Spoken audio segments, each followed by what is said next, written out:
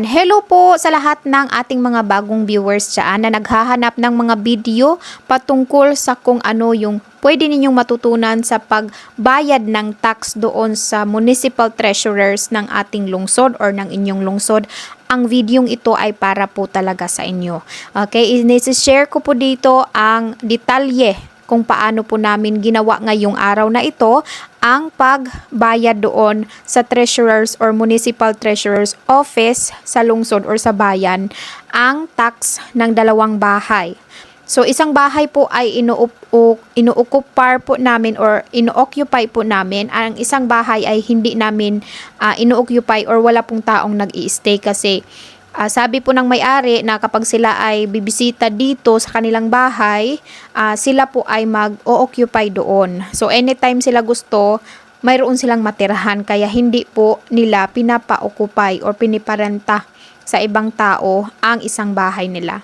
So sa videong ito po guys ay i-share ko po kung paano namin binayaran kasi nga first time namin guys at hindi ako nakapag-ready na manood ng ibang tutorial kung paano talaga siya i-process, pero may talaga ako, may puso talaga ako na kayang-kaya ko to kasi marunong naman ako humarap sa ibang tao guys kasi alam nyo naman na noon ay nagbibenta po kami ng kung ano-ano na sari-sari store kaya alam ko na po yung pasikot-sikot sa pagharap ng ibang mga tao para lamang maka-deal with po ako sa iba na kung paano ayusin ang isang mga bagay-bagay or mga bagay-bagay.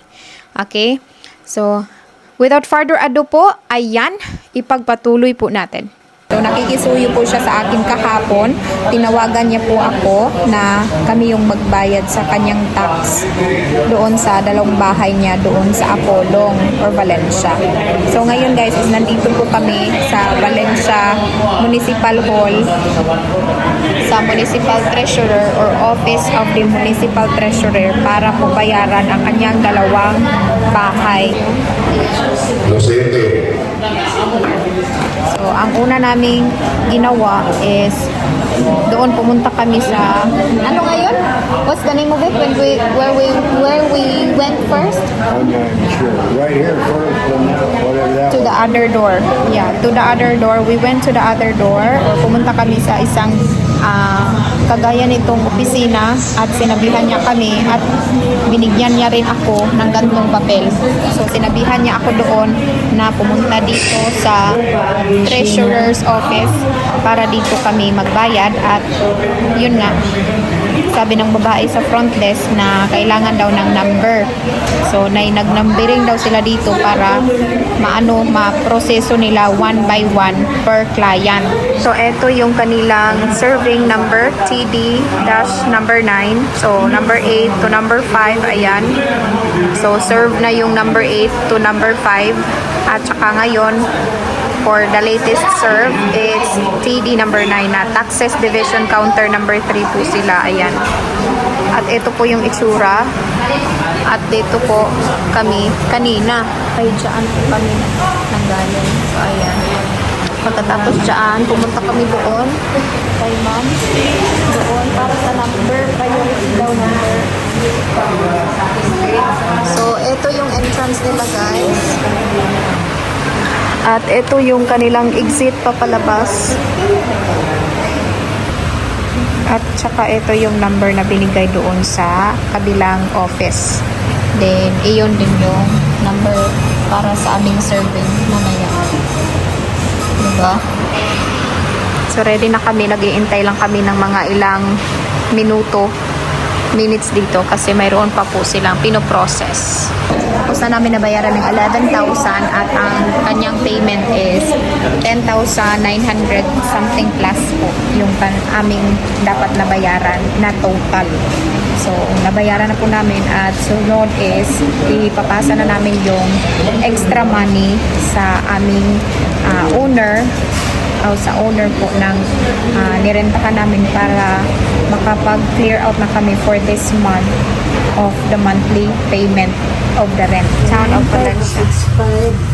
260. 260 tanan? 145. Then 50 ni 195 din 65 ning tinula kaya lain kayo Pila to, te? 260. So, laking 10 pesos and there.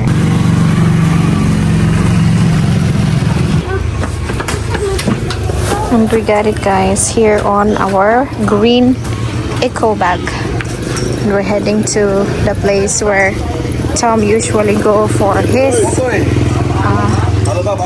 hair for his haircut off. Ayun sa kaubi. Joke naman.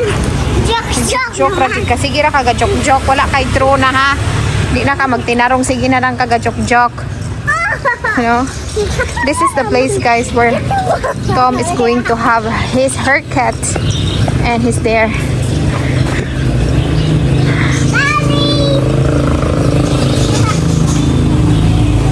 Lariosa's Barber Shop.